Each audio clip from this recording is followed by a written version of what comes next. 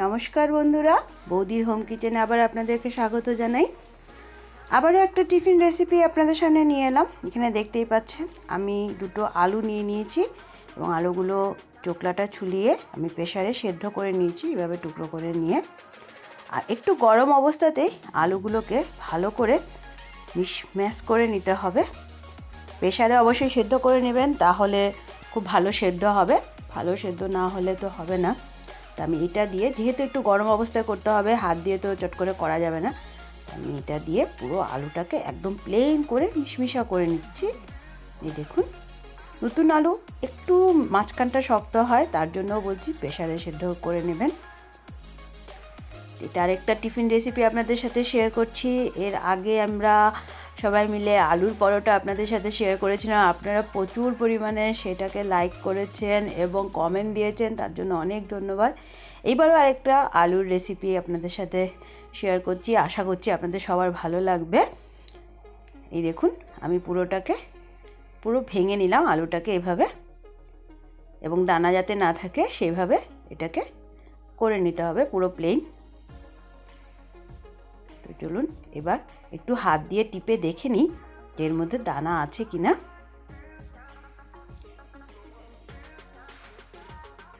এই দেখুন, আমি হাত দিয়ে টিপে টিপে দেখে নিচ্ছি দানা আছে কিনা। পুরো প্লেন যাতে হয়ে যায় সেদিকে লক্ষ্য রাখবেন। যদি একটু একটু দানা থাকে, হাত দিয়ে টিপে টিপে এইভাবে সেগুলোকে মিশিয়ে নিই।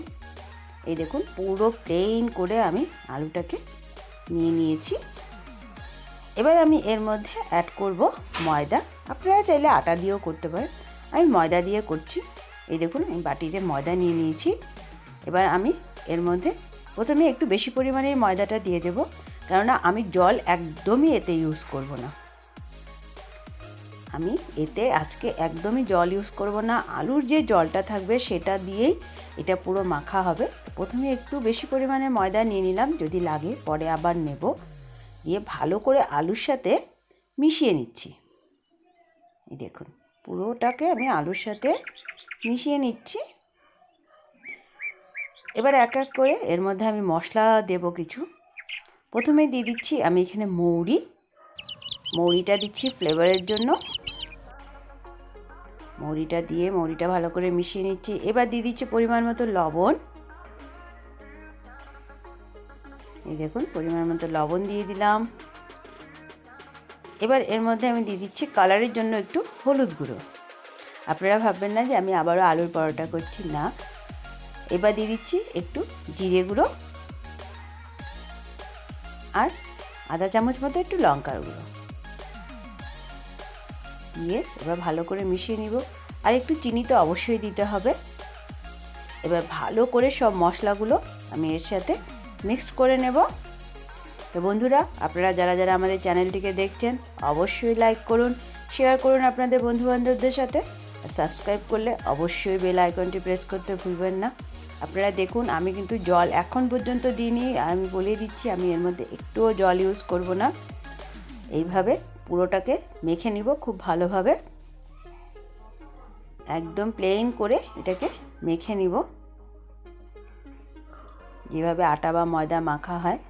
আলুতেই অনেকটাই জল থাকে, যেটাতে খুব ভালো করে এটা মাখা হয়ে যায়। তো জলের প্রয়োজন নেই একদমই। আমি আরও একটু ময়দা অ্যাড করছি, কেননা আলুটাতে অনেকটাই জল আছে, তাই আর একটু ময়দা অ্যাড করে আমি আবারও ভালো করে মেখে নিচ্ছি। বাড়িতে অতিথিরা এলেও এই ধরনের আপনারা টিফিন বানিয়ে অতিথিদের সার্ভ করতে পারেন। এইবার আমি বলে দিচ্ছি আমি কি বানাচ্ছি। আমি বানাচ্ছি আলুর পুরি। আলুর পুরি বানানোর জন্য আমার এই আলু আর ময়দাটা মাখা হয়ে গেছে।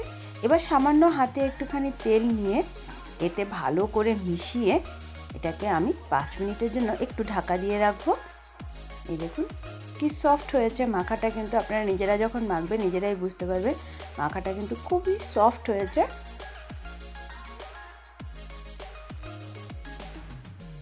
তো এবার আমি এটাকে 5 মিনিটের জন্য একটু ঢাকা দিয়ে রাখি।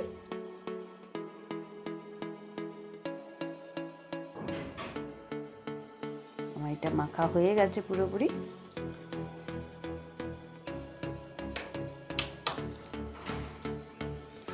একটু ঢাকা দিয়ে রাখলাম 5 মিনিটের জন্য। 5 মিনিট পর আমি ঢাকাটা খুলে দিচ্ছি। এই দেখুন ঢাকাটা আমি খুলে দিই, একদম সফট নরম হয়েছে। এই দেখুন পুরো নরম সফট। এবার এটাকে আমি লুচির মতো করে ছোট ছোট করে লিচি কেটে নেব।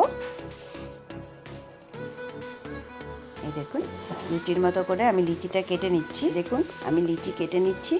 এই পুরিগুলো আপনারা যে কোনো তরকারি, চানার ডাল, মটর তরকারি বা ভাজা মিক্স ভাজা সবজি যে কোনো কিছুর সাথে খেতে পারবেন। হেভি টেস্টি লাগে খেতে। বাচ্চারা তো পছন্দ করে, বড়রাও খুব পছন্দ করবে। আর আমি এটা পুরো গ্যারান্টি দিয়ে বলতে পারি। তো এইভাবে আমি লিচিগুলোকে কেটে নিচ্ছি, বেশি ছোট সাইজ করব না। এই দেখুন আমার লিচিগুলো পুরো রেডি হয়ে গেছে। তো এবার এগুলিকে বলে নিই। সামান্য একটুখানি ময়দা মিশিয়ে মিশিয়ে এগুলিকে বলে নিব। আমি কিন্তু কড়াইটা অলরেডি বসিয়ে দিয়েছি গ্যাসে, তেল দিয়ে দিয়েছি গরম হওয়ার জন্য। এই দেখুন সামান্য একটুখানি ময়দা লাগিয়ে নিয়েছি। এভাবে এরকম সাইজ করে করে বলে নেব।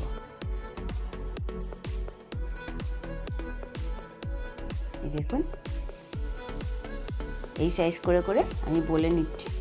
একদম নরম তুলতুলা কিন্তু হয়েছে, এবং যখন এটা বানাবো দেখবেন তখনও ভীষণ নরম সফট হবে। এইভাবে বলে নিতে হবে। আমি কিন্তু মাখাতে একটুও জল ইউজ করিনি। আপনারা যখন নিজেরা মাখবেন নিজেরাই বুঝবে, একদমই জলের প্রয়োজন হবে না। এইভাবে আমি বলে নিচ্ছি।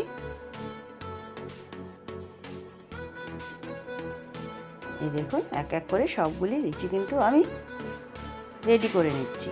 চলুন, আমি আগেই বলেছিলাম আমি কড়াই বসিয়ে দিয়েছি, কড়াইয়ে তেলও দিয়ে দিয়েছি। তেলটাও আমার অনেকটাই গরম হয়ে গেছে। এবার এক এক করে ভেজে নেব। তেলটা খুব ভালো গরম হয়ে গেছে। আমি একটা দিয়ে দিলাম এর মধ্যে। দেখুন একটু লাল লাল করে ভেজে নেব, খেতে দারুণ লাগবে। দেখুন কি সুন্দর টপলা টপলা করে ফুলে উঠছে লুচিগুলো, একদম ফুলকো ফুলকো। লাল লাল করে ভেজে নিচ্ছি। হেভি টেস্টি একটা রেসিপি, অবশ্যই আপনারা বাড়িতে এটা ট্রাই করবেন। আশা করছি আপনাদের সবার ভালো লাগবে। বাড়িতে কোনো গেস্ট এলে তাদেরকেও যদি এইভাবে বানিয়ে খাওয়ান, তারাও বুঝতেই পারবে না এটা কী দিয়ে বানানো হয়েছে। দেখুন কি সুন্দর ফুলে উঠেছে। এভাবে আমি এক এক করে সবগুলোকে ভেজে নিব। আমি আগে বলেছি যে কোনো তরকারি, চানার ডাল বলুন বা আলুর দম বলুন বা মটরের ঘুগনি বলুন বা মিক্সড ভাজা আপনারা বানান যে সেটা দিয়ে বলুন, সব কিছু দিয়ে খেতেই খুব ভালো লাগবে। দেখুন প্রত্যেকটাই কিন্তু আমার কি সুন্দর ফুলে ফুলে উঠছে। যে প্রসেসে আমি মেখেছি এবং বানিয়েছি সেভাবে বানালে অবশ্যই আপনারা যখন বানাবেন আপনাদেরগুলো এরকম ফুলে ফুলে উঠবে এবং দেখতেও খুব ভালো লাগছে। দেখুন একটু লাল লাল করে ভেজে নেবেন।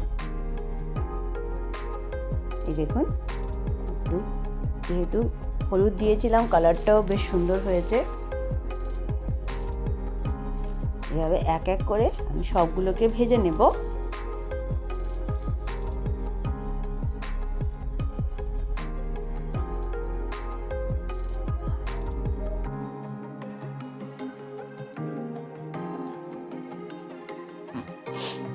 দেখুন কি সুন্দর ফুলে উঠছে।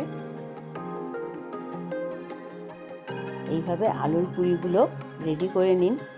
এই ঠান্ডার মরশুমে বিভিন্ন ধরনের এগুলো রেসিপি খেতে সবাই ভালোবাসে।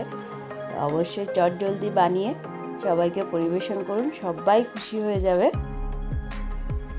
আমি এক এক করে সবগুলো ভেজে নিচ্ছি। এরকম ফুলে ফুলে উঠছে, কি সুন্দর। তো আমার আলুর এই পুরিগুলো একদম রেডি হয়ে গেছে। আশা করছি আপনাদের সবার খুবই ভালো লাগবে।